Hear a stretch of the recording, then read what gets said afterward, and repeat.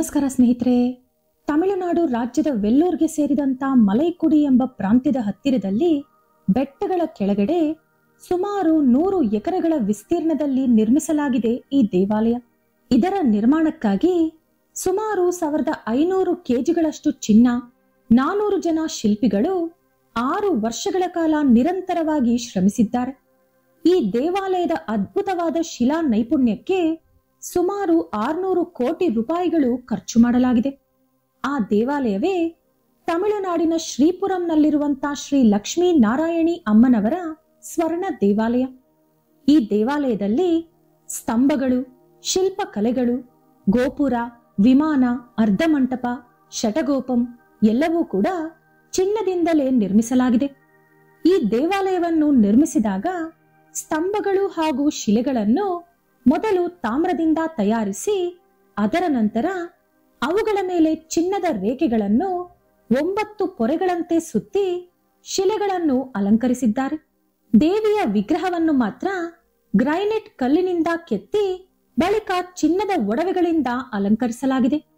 ಈ ದೇವಾಲಯದೊಳಗೆ ಪ್ರವೇಶಿಸುವ ದಾರಿ ಉದ್ದಕ್ಕೂ ಭಗವದ್ಗೀತೆಯ ಶ್ಲೋಕಗಳು ಹಾಗೂ ಕುರಾನ್ನಲ್ಲಿರುವಂತಹ ಕೆಲವು ಪದ್ಯಗಳನ್ನು ನೋಡಬಹುದು.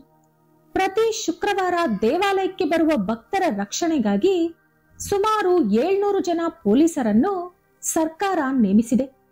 ಈ ದೇವಾಲಯದಲ್ಲಿ ಆಗಮ ಶಾಸ್ತ್ರದ ಪ್ರಕಾರ ಪೂಜೆಗಳು ಮಾಡುವುದಿಲ್ಲ. ಬದಲಿಗೆ ಶ್ರೀ ವಿದ್ಯಾ ಎಂಬ ಪುರಾತನ ಅಪರೂಪದ ಶಕ್ತಿ ಪೂಜಾ ವಿಧಾನವನ್ನು ಅನುಸರಿಸುತ್ತಾರೆ. ಮಂಟಪದ ಬಲಗಡೆಯಿಂದ ದೇವಾಲಯದೊಳಗೆ ಪ್ರವೇಶ ಮಾರ್ಗ, ಎಡಗಡೆಯಿಂದ ಹೊರಗಡೆ ಬರುವ ವ್ಯವಸ್ಥೆಯನ್ನು ಮಾಡಲಾಗಿದೆ. ಮನುಷ್ಯನಾಗಿ 7 ಜನ್ಮಗಳನ್ನು ಪಡೆದು ಉತ್ತಮವಾಗಿ ಬದುಕಿದರೆ ಮುಕ್ತಿ ಪಡೆಯುತ್ತಾನೆ ಎಂಬುದಕ್ಕೆ ಸಂಕೇತವಾಗಿ ಆಲಯದೊಳಗೆ ಪ್ರವೇಶಿಸಲು 7 ಬಾಗಿಲುಗಳನ್ನು ನಿರ್ಮಿಸಿದ್ದಾರೆ.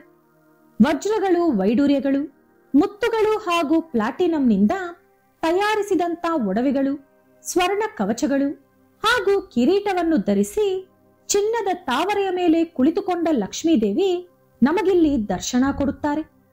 ಪಳಪಳನೆ ಹೊಳೆಯುವ ಮಹಾ ಮಂಟಪದೊಳಗೆ ನಿಂತುಕೊಂಡು ಚಿನ್ನ, ವಜ್ರ, ವೈಡೂರ್ಯಗಳಿಂದ ಅಲಂಕರಿಸಿಕೊಂಡ ದೇವಿಯ ದರ್ಶನ ಪಡೆದರೆ ನಾವು ವೈಕುಂಠದಲ್ಲಿ ಮಹಾಲಕ್ಷ್ಮಿಯ ದರ್ಶನ ಪಡೆದ ಅನುಭವ ಆಗುತ್ತದೆ. ಈ ದೇವಾಲಯದಲ್ಲಿ ಲಕ್ಷ್ಮೀ ದೇವಿಯ ದರ್ಶನ ಪಡೆದುಕೊಂಡರೆ ಅಷ್ಟೈಶ್ವರ್ಯ ಹಾಗೂ ಸಂತೋಷಕರವಾದ ಜೀವನ ಪ್ರಾಪ್ತಿಯಾಗುತ್ತದೆ ಎಂದು ಭಕ್ತರ ನಂಬಿಕೆ. ದೇವಾಲಯದ ಸುತ್ತಲೂ 10 ಅಡಿಗಳಷ್ಟು ವಿಶಾಲವಾಗಿ ನೀರಿನಿಂದ ತುಂಬಿದ ಒಂದು ಕಂದಕ ಕಾಣಿಸುತ್ತದೆ. ಈ ನಾರಾಯಣಿ ಆಲಯ ನಿರ್ಮಾಣದ ಹಿಂದೆ ಇರುವಂತಹ ವ್ಯಕ್ತಿ ಹೆಸರು ಶಕ್ತಿ ಅಮ್ಮ. ಇವರ ಅಸಲಿ ಹೆಸರು ಸತೀಶ್ ಕುಮಾರ್. ಇವರ ಜನ್ಮಸ್ಥಳ ವೇಲೂರ್, ತಮಿಳುನಾಡು. ಇವರ ತಂದೆ ನಂದಗೋಪಾಲ್ ಒಂದು ಚಿಕ್ಕ ಮಿಲ್ಲಿನಲ್ಲಿ ಕೆಲಸ ಮಾಡುತ್ತಿದ್ದರು. ತಾಯಿ ಟೀಚರ್. 1976ರಲ್ಲಿ ಜನಿಸಿದ ಸತೀಶ್ ಕುಮಾರ್ ಚಿಕ್ಕಂದಿನಿಂದಲೂ ದೇವಾಲಯಗಳು, ಪೂಜೆಗಳು, ಯಜ್ಞ ಯಾಗಾದಿಗಳು ಎಂದು ತಿರುಗಾಡುತ್ತಿದ್ದರು.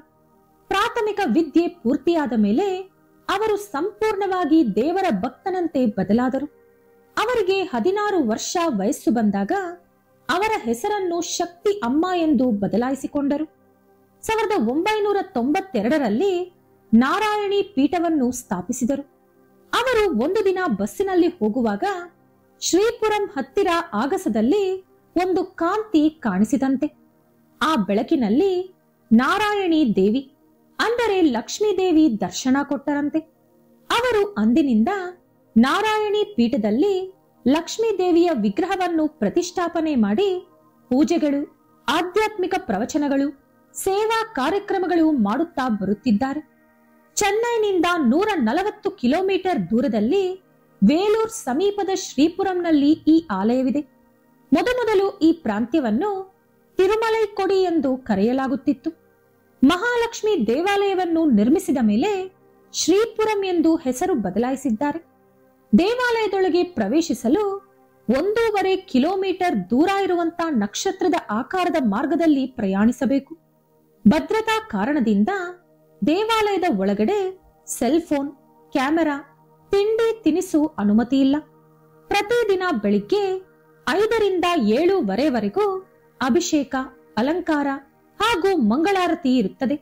ಈ ಸಮಯದಲ್ಲಿ ಭಕ್ತರನ್ನು ಆಲಯದ ಒಳಗಡೆ ಅನುಮತಿಸುವುದಿಲ್ಲ.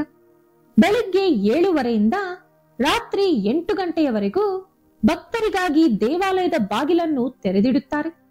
ಈ ವಿಡಿಯೋ ಇಷ್ಟ ಆದ್ರೆ ಲೈಕ್ ಮಾಡಿ, ಶೇರ್ ಮಾಡಿ.